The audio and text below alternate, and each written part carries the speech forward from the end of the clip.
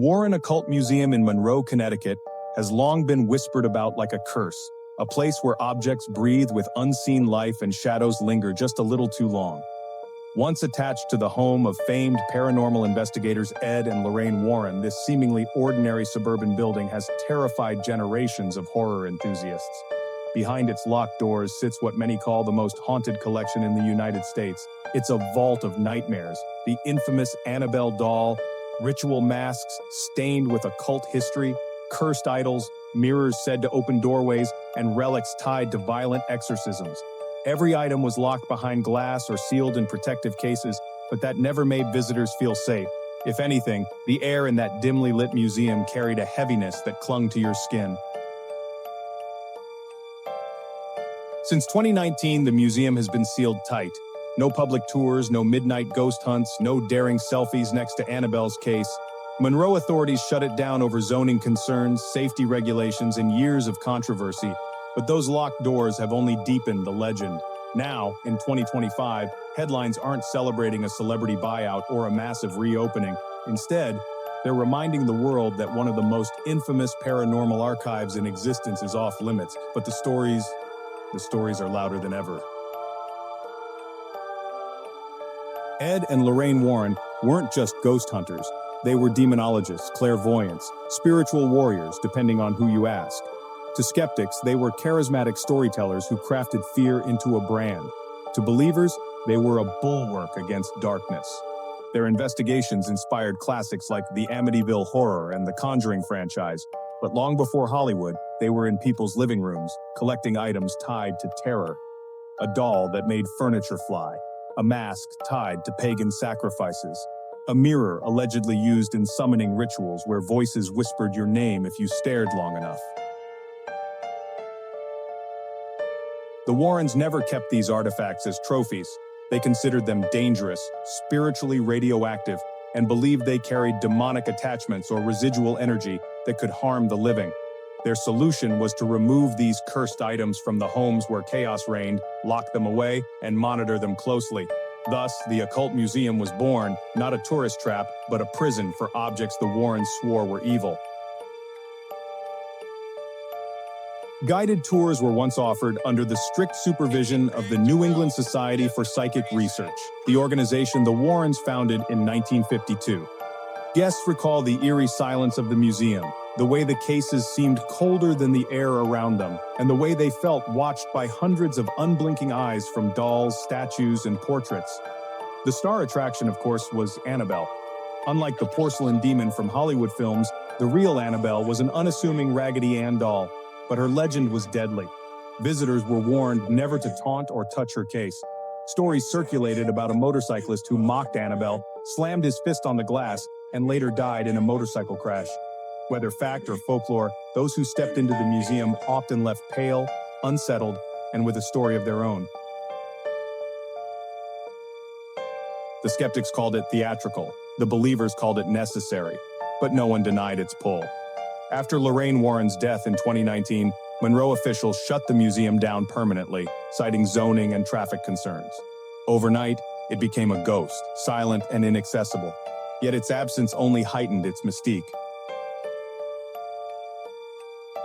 And then came the Conjuring universe. Hollywood immortalized the Warrens' work, turning their real cases into billion-dollar blockbusters. Fans from around the world made pilgrimages to the quiet Monroe neighborhood, hoping to glimpse the house, take a selfie outside its gates, or feel the thrill of standing near objects that might be cursed. Paranormal YouTubers still film themselves outside, whispering about what they sense beyond the locked doors. Police regularly patrol the street, reminding visitors that trespassing won't get them any closer to the evil lurking within. Even Annabelle hasn't stayed completely hidden.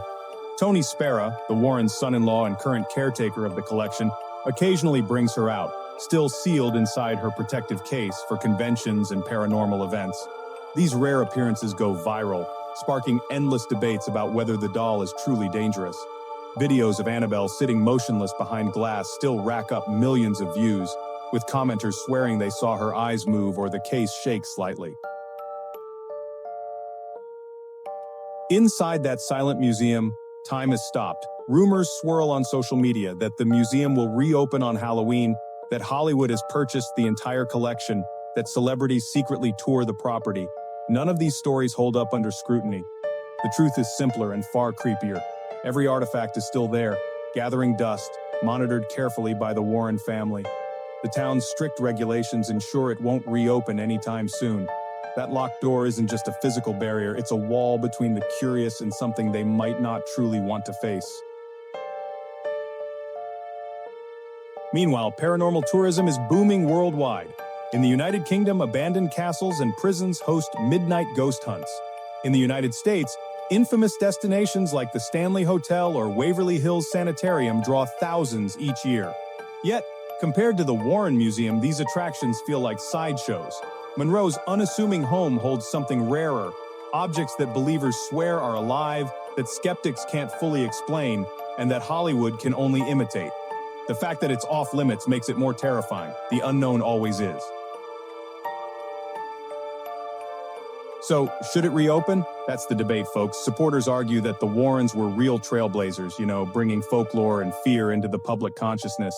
They say the museum deserves to be preserved as a piece of history, but critics scoff at this idea, calling it nothing more than exploitation and superstition, a money-making machine dressed up in mysticism.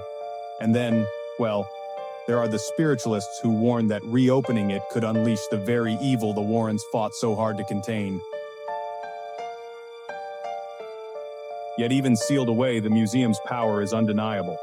Annabelle's name alone is enough to spark nightmares, and honestly, the stories of cursed relics just keep seeping into popular culture. Ask anyone to picture a haunted artifact and, well, they'll imagine a dusty glass case, an old doll, and a warning sign that says, "Do not touch." Maybe that's why fans remain obsessed.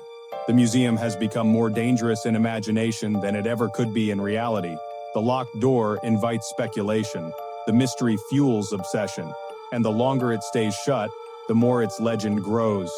This fascination also reflects the allure of haunted real estate.